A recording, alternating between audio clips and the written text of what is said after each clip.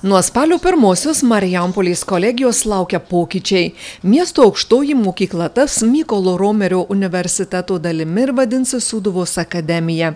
Šios pertvarkos imtasi siekiant regione išsaugoti vykdomas aukštojo mokslo studijas ir jas stiprinti.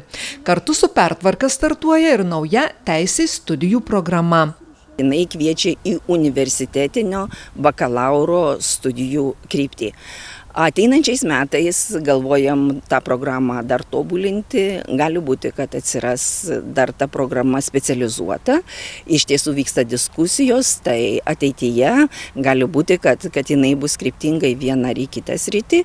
Ir nuo ateinančių metų taip pat planuojame priimti viešojo saugumo, čia bus kolegijinių studijų programos. Marijampolės kolegijoje įdiegti teisės studijų programą nuspręsta identifikavus, kad čia yra nemažai teisėsaugos institucijų ir verslo įmonių, kurioms reikia teisininkų. Be to, Marijampolė ribojasi su 5 regionais, kuriuose yra šios srities specialistų poreikis. Teisės studijos apskritai yra labai universalios studijos. Tai ši programa pirmiausia, aišku, ji suteikia galimybę įgyti kompetencijų ir dirbti klasikinėje teisės profesijoje, tai ar tai būtų teismuose, ar tai būtų advokatūroje, prokuratūroje. Tačiau, kaip minėjau, teisės programa ir teisinis išsilavinimas yra gana universalus, todėl suteikia galimybės dirbti taip pat ir verslo įmonėse, viešajame sektoriuje ir praktiškai, jeigu taip pasižiūrėjus, kiekviena mūsų gyvenimo sritis yra reguliuojama. Taip, tai dėl to tos galimybės tikrai įsidarbinamumo yra gana plačios.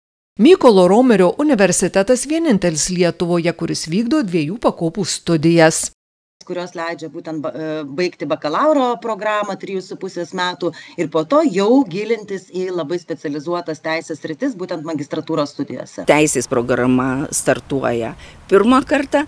Kas dar neapsisprendė arba norėtų studijuoti, o galbūt išbaigusių mūsų absolventų norėtų turėti universitetinį bakalauro laipsnį, tikrai mielai kviečiame. Antrasis etapas tam ir yra skirtas, kad jūs galėtumėt įstoti ir studijuoti čia Marijampolėje, bet jau universitetinės studijas. Papildomo priėmimo pirmasis etapas vyks iki rugpjūčio 8 dienos, antrasis rugpjūčio 19-22 dienomis.